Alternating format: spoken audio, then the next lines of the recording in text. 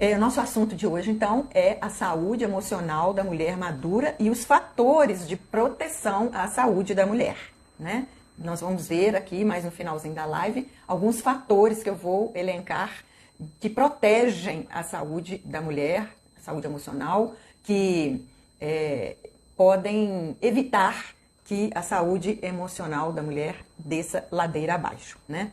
Então, gente, desde sempre, né, desde que o mundo é mundo, a mulher tem uma multiplicidade de papéis na sociedade, né? Ela desempenha múltiplos papéis, múltiplas funções e ela coleciona vários papéis na vida, né? Ela pode ser, ao mesmo tempo, esposa, mãe, avó, ela pode estudar ou então trabalhar fora, ela pode cuidar da casa, ela pode ter uma vida social, ela pode ter amizades, enfim.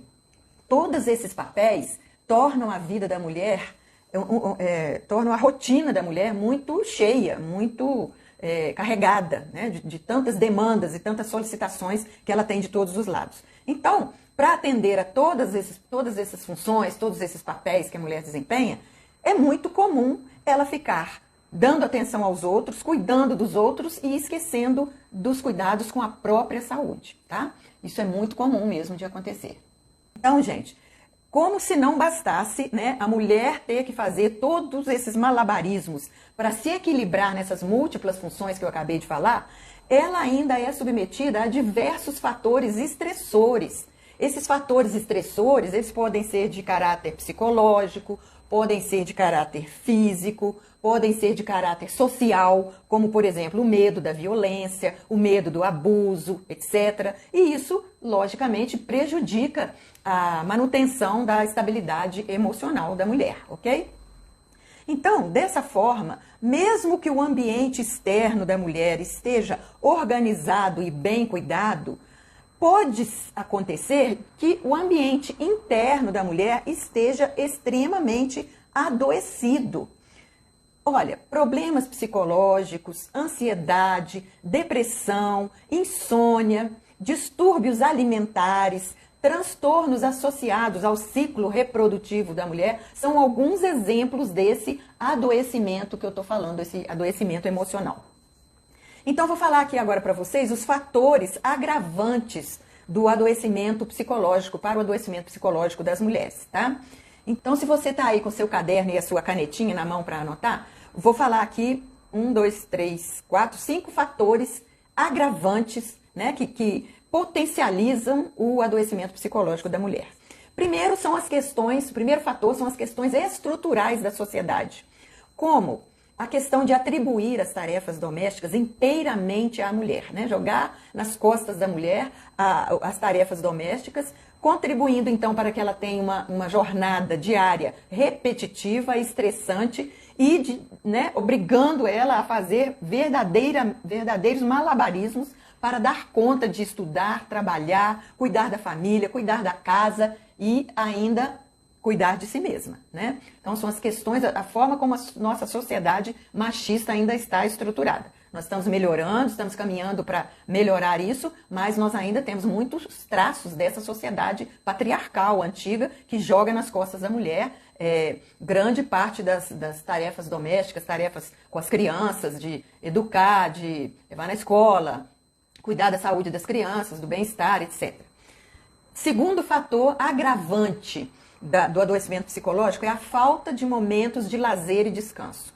Olha, gente, quantas vezes eu mesma já fiz isso e eu acredito que vocês também já devem ter feito, que é o seguinte, trabalha durante a semana, corre daqui, corre, dá os pulos, aí chega no dia da folga, nossa, que seria um dia da gente ir para o lazer, seria um dia da gente ir descansar, fazer um passeio, refrescar a cuca, a gente tem uma trouxa de roupa para lavar, tem banheiro para lavar, tem faxina para fazer na casa, aí a gente deixa de curtir a nossa folga para poder pôr as atividades da casa em dia, lavar roupa, passar roupa, fazer compra e cuidar das crianças e tal. Às vezes a gente até prioriza o lazer dos filhos em detrimento dos nossos. Então, nós temos muita falta de momentos de lazer e descanso. Tô certo ou tô errada? Dá um joinha aí quem já fez isso na vida alguma vez, né? De aproveitar o dia de folga para fazer tarefas da casa, fazer compra, limpeza, etc. Quem já passou por isso, dá um joinha aí para eu saber que eu não estou sozinha nessa luta, né? Já fiz muito isso. Hoje eu não faço isso mais não. Terceiro fator agravante do adoecimento psicológico são as questões econômicas, gente. As questões econômicas fazem com que a mulher muitas vezes dependa financeiramente da família, ou dependa do parceiro, ou às vezes dependa até do auxílio do governo, né? As estatísticas do IBGE de 2010 são assim preocupantes, gente, são preocupantes, porque em 2010 cerca de 34,9% das famílias brasileiras eram chefiadas por mulheres. Chefiadas, eu quero dizer financeiramente, sustentadas pela mulher. Então, é uma carga muito pesada para a mulher, né? Praticamente 35% das famílias brasileiras são sustentadas pela mulher. Isso era em 2010. Eu não consegui dados ainda do último censo para atualizar essa informação, mas eu acredito que hoje em dia seja até mais de 35% da população de famílias brasileiras que seja sustentada pela mulher. Então isso é muito preocupante, porque isso não é justo com a mulher, jogar toda essa responsabilidade nas costas da mulher. Quarto fator estressante é a baixa qualidade de vida. O que faz a mulher ter baixa qualidade de vida? Ela ficar sempre na correria, pulando de um compromisso para o outro, agenda cheia, dormindo pouco, muitas vezes, né, deitando tarde, porque ela aproveita as horas da noite para fazer alguma coisa em casa, vai deixando o autocuidado para depois. Essa questão, por exemplo, dela... Eu fico pensando, né, na vida das professoras e outras profissões que levam trabalho para casa, né? Então, além do trabalho que elas executam lá na escola, dentro da escola, aquela carga horária da escola, elas ainda têm que levar trabalho para casa, levar prova para corrigir, caderno dos alunos para corrigir, planejamento de aula. Então, assim, é uma sobrecarga muito grande. Então, isso acaba deixando a qualidade de vida da mulher muito baixa, né? A Ivana sabe do que eu estou falando, porque ela é professora. Eu fui professora também de psicologia no ensino médio, aqui nas escolas de ensino médio de Juiz de Fora. Fui professora por 27 anos. Agora não exerço mais, já me aposentei dessa profissão. Mas assim, 27 anos trazendo sacola de trabalhos para casa, trazendo provas. E no meu tempo não tinha essa facilidade de fazer tudo pela internet. Era tudo na papelada mesmo, no papel escrito, né, à mão, o digitado, mas era tudo papel mesmo. Então a professora é muito sobrecarregada nesse aspecto. E outras profissões também que eu sei que tem que levar serviço para casa. Conheço, por exemplo, contadoras que às vezes não dão conta do trabalho dentro do horário do escritório, aí levam serviço para casa e outras profissões aí burocráticas, né? E o quinto fator estressor para o adoecimento, né, fator agravante para o adoecimento da mulher é a repressão sexual que ela enfrenta, né, simplesmente pelo fato de ser mulher, e a questão de ter que se submeter ao parceiro, de se submeter ao homem, né? Uma profissão muito bonita, eu gosto muito de ensinar, né? Por isso estou aqui fazendo lives, que é uma mini aula que eu estou disponibilizando para vocês toda semana, porque é uma atividade que eu gosto muito de fazer, Olha, o psicólogo também, gente, não fica muito diferente do professor, não, porque às vezes, quando a gente está no consultório atendendo os clientes, nós temos que fazer um relatório de cada cliente. Nós temos que manter um cadastro e um acervo da evolução de cada cliente. Isso é obrigatório pelo Conselho Regional de Psicologia. E às vezes, se for um dia de um atendimento com muita gente, um cliente atrás do outro, não dá tempo de fazer isso dentro do consultório. Aí muitas vezes eu trouxe isso para fazer em casa. Agora, como eu estou no online, tenho um horário mais flexível, então fica mais fácil de fazer isso. De todo jeito eu estou trabalhando em casa mesmo, né? Mas muitas e muitas vezes eu trouxe trabalho do consultório para fazer em casa, corrigir testes de orientação vocacional, trazer também as atividades das sessões de coaching que eu fazia para revisar, para fazer planejamento e tudo mais. Então, isso faz a gente ter uma baixa qualidade de vida.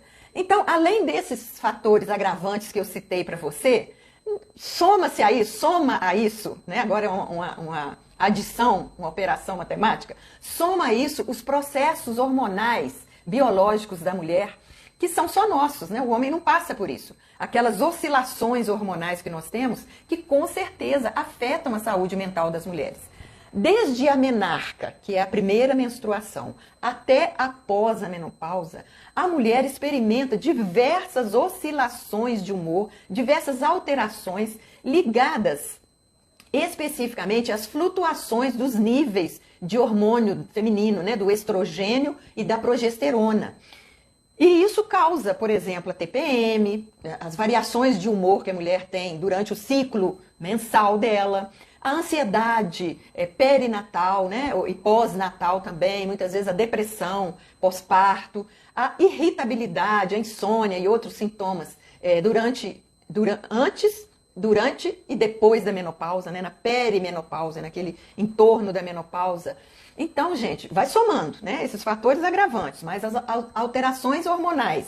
Agora, coloca mais peso nisso aí, porque agora você soma as questões sociais. As questões sociais, eu cito aqui, por exemplo, a violência doméstica, os relacionamentos abusivos, às vezes que muitas mulheres se submetem, a pressão estética que é jogada sobre a mulher através da mídia para ser magra, sarada, loura, branca, bonitona o tempo todo, né? Então, isso é uma pressão social que está em cima das mulheres.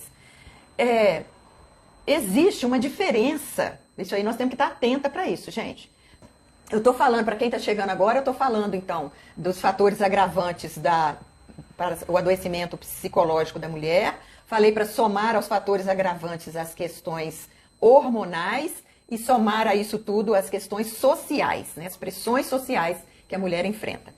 E a gente tem que estar atento que a saúde emocional da mulher é muito diferente da saúde emocional do homem. Não tem comparação, tá, gente? A mulher é 1,5 vezes mais vulnerável a transtornos mentais do que o homem. Sabiam disso? Vocês sabiam disso? Sim ou não?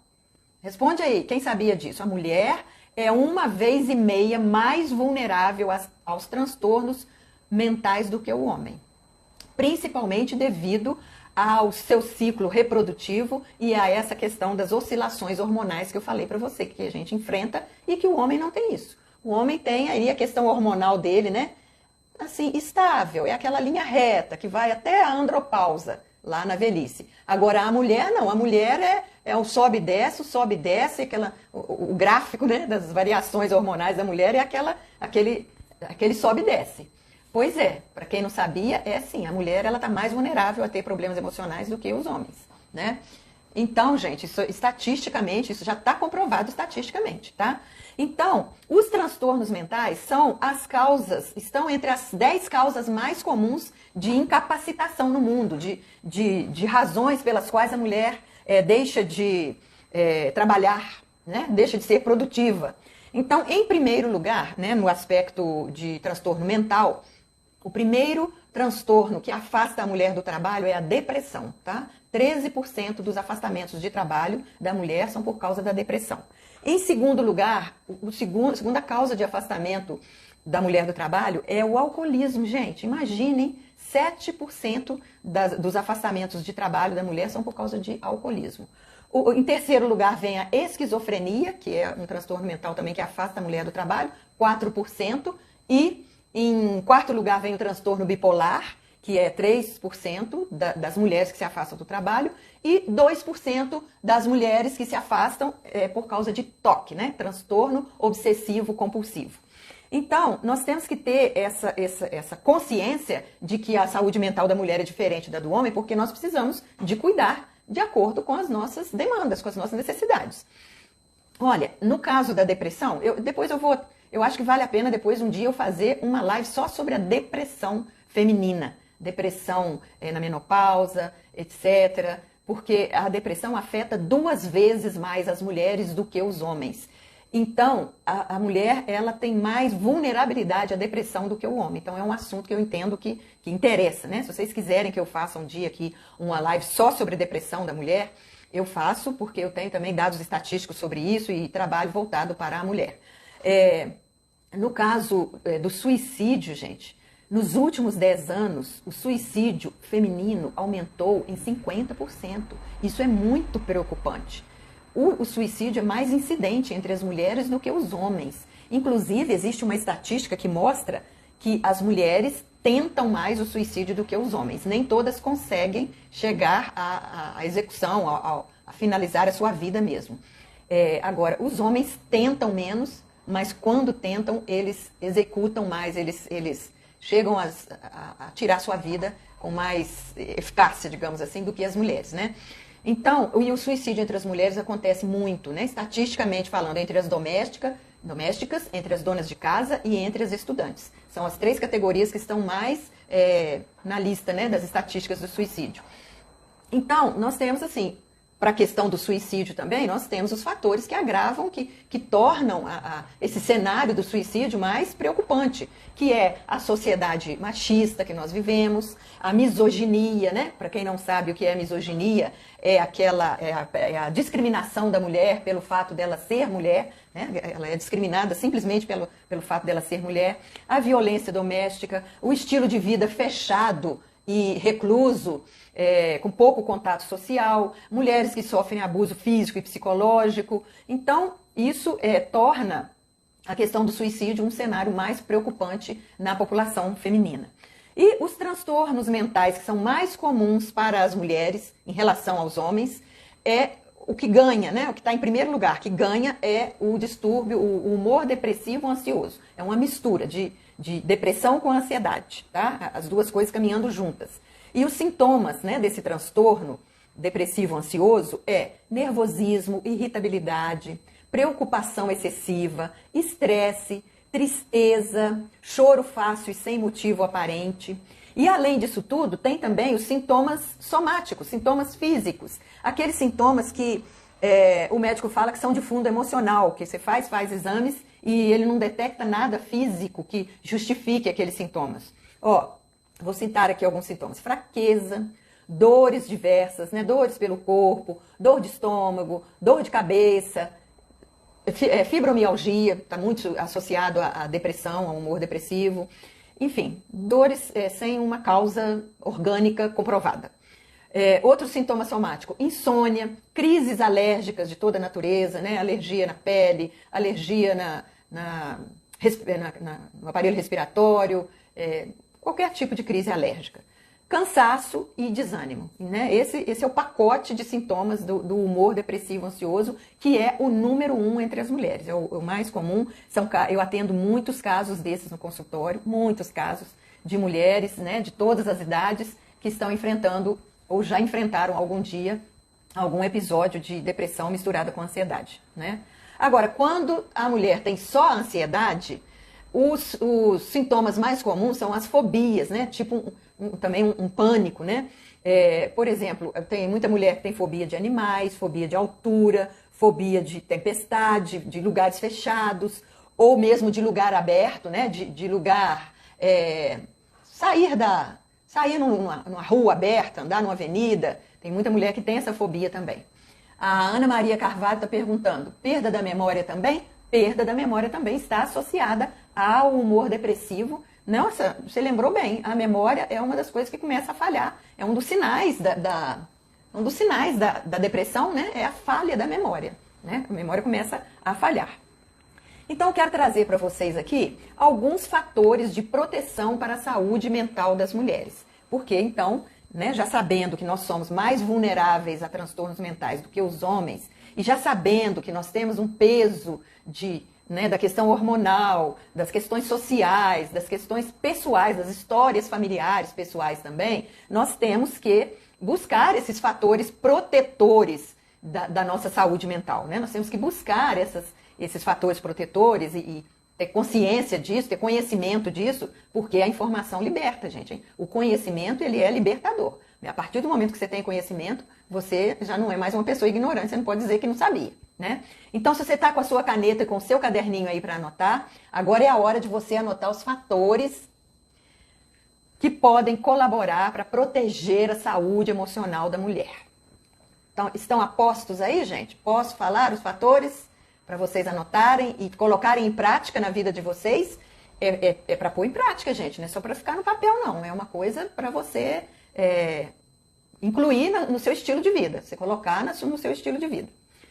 Primeiro fator, cuidar da autoestima, né? Procurar estar sempre alimentando, nutrindo a sua autoestima de maneira que ela esteja sempre equilibrada, ajustada, elevada, para você ter uma saúde mental mais equilibrada, né?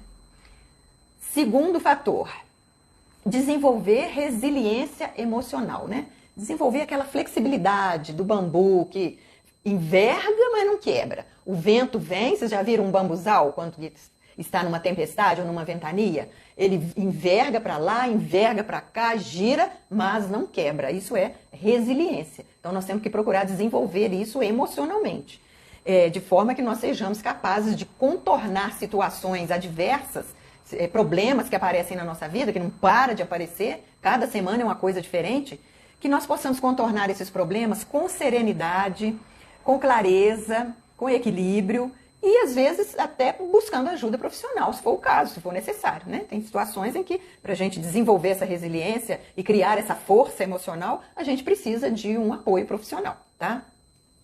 Terceiro fator protetor da saúde mental da mulher: pensar de maneira positiva e otimista. Quando você procura o lado bom das coisas, até o lado bom dos problemas, o lado bom dos fracassos, o lado bom dos erros, você cria uma outra perspectiva, uma perspectiva de mais esperança para a sua vida. E, ao contrário, né, a pessoa que olha só o lado negativo e pessimista da situação, ela vai se afundando cada vez mais num buraco. Ela, né, vai ficar aí numa situação de vitimismo, de desespero, né, não vai ver uma luz no fim do túnel, então isso não contribui em nada. Então, procure pensar de maneira otimista e positiva. Quarto fator de proteção para a saúde mental da mulher: desenvolver habilidades de solução de problemas, gerenciar o seu próprio estresse, né? Não deixar que o estresse fique tão intenso que você caia numa estafa, por exemplo, e tenha que, às vezes, parar de trabalhar, ser afastada do trabalho por causa de um esgotamento mental e físico. E, com isso, somado a tudo isso, desenvolver o autocontrole, né? Saber a hora de entrar numa situação, saber a hora de sair, né? Saber a hora de um confronto, que você entra num confronto, saber a hora de sair do confronto. Então, isso é desenvolver habilidades de solução de problemas. E solução de problemas, gente, não tem uma cartilha, que a gente não nasce sabendo e não tem uma cartilha pronta para a gente ir lá e consultar como resolver o problema tal. A gente vai aprendendo com a experiência de vida, com a experiência de outras pessoas, que a gente vê outras pessoas solucionando certos problemas. Aquilo pode servir de aprendizagem para nós também. Nós aprendemos com os nossos erros são nossos professores, nossos mestres. Então, isso nos ajuda, essa vivência nos ajuda a desenvolver essas habilidades de solução de problemas. Então, quantas que eu já falei? 4, né? Então, agora é a quinta. Quinto fator de proteção da saúde emocional da mulher: realizar atividade física regularmente. Isso eu falo para todas as minhas clientes, e especialmente para quem está com depressão. Você tem que fazer uma atividade física. Para quem está com depressão, especialmente atividade física ao ar livre, no sol, ela é muito nutridora, ela é abastecedora dos neurotransmissores do bem-estar. Então, a atividade física regularmente, já falei isso aqui em outras lives, ela proporciona um bem-estar natural, sem precisar de remédio, sem precisar de química nenhuma. É a química natural que o seu organismo vai produzir para te dar a sensação de prazer, de bem-estar e de satisfação. Sexto fator protetor da saúde mental da mulher é você reservar um tempo na sua agenda para o descanso e o lazer. Não negligencie o lazer, não salte a parte do lazer. Reserve na sua agenda e seja radical com isso. Não, hoje é dia do meu descanso, hoje é dia do meu lazer. Eu não vou tratar de assunto que não seja lazer, né, que seja trabalho, mesmo que seja a tarefa doméstica. Não vou assumir compromissos com outras pessoas. Hoje eu estou me priorizando, é dia do meu lazer.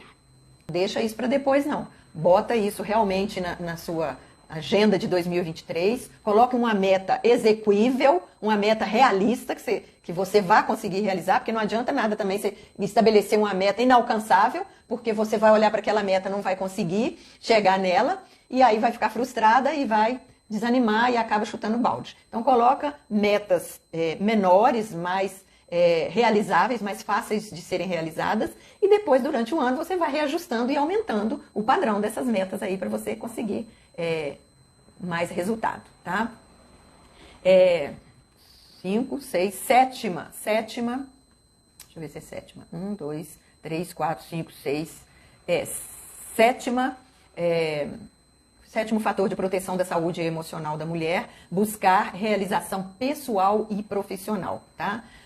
Quando eu falo realização pessoal e profissional, tem muita coisa envolvida aí, né? Você pode ter realização profissional sendo mãe ou não sendo mãe, sendo esposa ou não sendo esposa, sendo namorada, sendo noiva, sendo amiga. Você pode ter realização pessoal sendo tia, sendo avó. Você pode ter realização pessoal viajando. Enfim, tem muitos fatores envolvidos. E profissionalmente, né, eu recomendo que você, na medida do possível, não fique dependendo de terceiros para a sua sobrevivência, que você crie a sua carreira profissional e obtenha prazer com isso, obtenha realização, porque isso faz parte, né, dos ganhos emocionais. Isso não tem só ganho financeiro na profissão, não. Nós temos ganhos cognitivos e emocionais com uma profissão, porque a gente aprende muita coisa, a gente socializa, interage com outras pessoas, enfim, tem muitos ganhos numa profissão sem ser só a questão financeira. 8º fator de proteção da saúde emocional da mulher é afastar-se de relacionamentos tóxicos e abusivos, tá? Se você detecta que está no relacionamento abusivo, vai fazendo um planejamento para você sair desse relacionamento abusivo. Olha, eu já atendi muitas mulheres que às vezes não sabem que estão num relacionamento abusivo. Depois que elas fazem a terapia, ou algumas até que participaram dos grupos de mulheres que eu dei na pandemia, tinha uma mulher lá no grupo que falou assim, ela já tinha 24 anos de casada. Então a gente conversando sobre esse assunto de relacionamento abusivo, de manipulação, etc., é que ela chegou à conclusão, ó, eu tenho um relacionamento abusivo, sou casada há 24 anos, mas eu nunca me dei conta disso. Agora que eu tô fazendo um raio-x aqui da minha situação de casamento e que eu tô vendo que eu estou num relacionamento abusivo.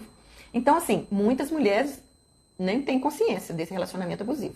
Então, a gente precisa de clarear as coisas, de buscar informações, de buscar conhecimento, né? Hoje em dia nós temos essa facilidade de buscar conhecimento na internet e buscar, então, fazer um planejamento para se afastar de relacionamentos tóxicos e abusivos. E quando eu falo de relacionamentos tóxicos e abusivos, quero fazer um parêntese aqui, não estou falando só de relacionamento amoroso, não. Esse exemplo que eu dei era de relacionamento amoroso, era de uma mulher casada. Mas eu estou falando de relacionamento abusivo, que pode ser com amigas, pode ser entre irmãs, pode ser entre mãe e filha, pode ser entre pai e filha, enfim, entre patrão e empregada. Tem muito tipo de relacionamento que pode se tornar abusivo, tá? O último fator de proteção da saúde mental da mulher é ter uma rede de apoio. O que é uma rede de apoio, gente? São pessoas que podem te dar suporte nos momentos de aperto, nos momentos de necessidade. Então, essa rede de apoio, gente, pode ser pessoas da sua família, pode ser amigas de confiança, vizinhas, e até a própria... o que a sociedade oferece, né, como rede de apoio, como eu dei exemplo outro dia, quando eu estava falando na live sobre quando o amor significa sofrimento, eu falei daquele grupo de apoio para as mulheres que amam demais, o grupo MADA, é uma rede de apoio que a sociedade oferece para as mulheres. E existem muitas outras redes de apoio. Tem rede de apoio para neuróticos anônimos, tem rede de apoio para familiares de alcoólicos anônimos, tem a rede de apoio dos próprios alcoólicos anônimos. Então, assim, a sociedade oferece muita rede de apoio também, né? Então, quando eu falo em apoio, eu estou dizendo, assim, em sentido geral, tanto das pessoas que estão próximas de vocês, como aquilo que a sociedade oferece como apoio para as mulheres. Temos muitos programas de saúde para a mulher, né? Nos postos de saúde do SUS, tem muito programa voltado para a mulher. Programa de prevenção de saúde, né? Prevenção do câncer do útero, câncer de mama, tem prevenção para controle da natalidade. Então, assim, é só você procurar onde o programa está sendo oferecido. Então, gente, é isso que eu queria trazer para vocês hoje. Quero saber se vocês têm alguma pergunta sobre o que eu falei, ou algum comentário, ou querem acrescentar, dar alguma contribuição. Pode comentar aí agora que eu estou aqui para responder e para debater com vocês.